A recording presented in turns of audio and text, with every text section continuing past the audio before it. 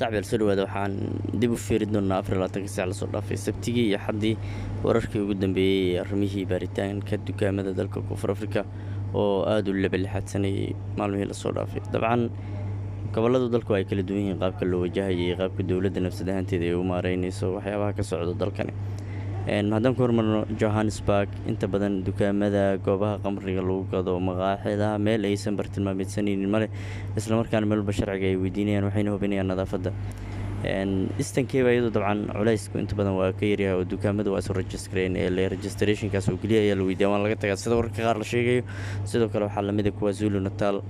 gobollada kale ee dalkan Johannesburg iyo Eastern Cape ay la mid yihiin qaarkood inta badan sida Free State iyo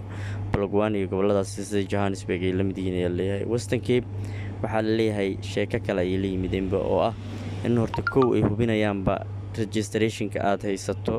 iyo sharciga aad ku samaysatay oo wax kale oo la yaab noqotay oo la soo galayaa sharcigaada ayaa la qabanayaa kadibna waxaa la qaadayaa warqadaada warqadda iyo sharciga la isku fiirinayaa inta badan dadkan waa wax dadka ayagu ku shaqala oo looma dhuuman karo waxna lagama qari karo marka dukaamo badan ayaa sidaas dad looga soo xiray ayagana albaabada la isku dhuftay location badan marka waxaa la soo leeyahay dukaamo badan oo dad ajaanibi ay lahaayeen oo waxaa la helay inta badan saas ku shaqaysanay qaybo badan oo kamid ah gobolka Western Cape ee dalkan Koonfur Afrika taasoo arrinta xiiso u siiyay nimankan xitaa waxaa la leeyahay baabashoobyadii meeshii timaha laga jarinay ay galayaan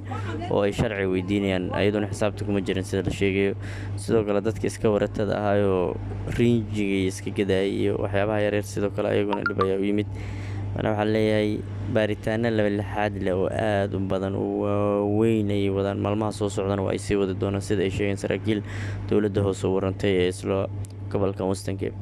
xaafadaha ay aadka ugu mashquulsan yihiin waxaa ka mid ah Mafuleni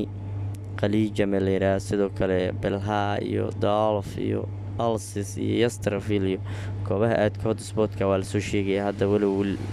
xaafadaha kale madowga ugu badan yahay inta badan aysan nimankan tagin marka way jirtaa in sharciyo feega la sameystay oo sharciyo macnaha inta badan dad ayaa lacag iska qaata dalkan waa taqaanaa marka way jirtaa in sharciyo feega oo aad macnaha maxaan ku raahdaa been abuur la sameystay waa ay jirtaa marka sharciyadaas ayaa waxay qasab tahay macnaha in dadka lagu qaban doono gobolkan Western Cape ayaa hadda laga soo sheegay ilaa iyo dhowr qof oo dukaamo sharci been abuur ku sameystay lagu qabanayo ama barmad aanan jirinba sharci ku samaystay barmad laga soo sameeyay meel oo asagaba sugnaashadiisa si jirin sharci ku samaystay marka dadkaas inta badan waxa u badnaa la leeyahay dadka Itoobiyaanka iyo Soomaalida labadaba waa lagu sheegay warbixino ay jaraa'idada dalkan qorayeen lamana oga macnaha ilaa hadda meelihii iyo locationadii ay ahaayeen balse waa la soo sheegay weekendiga oo dhan arrintaas ayaa viral ahayd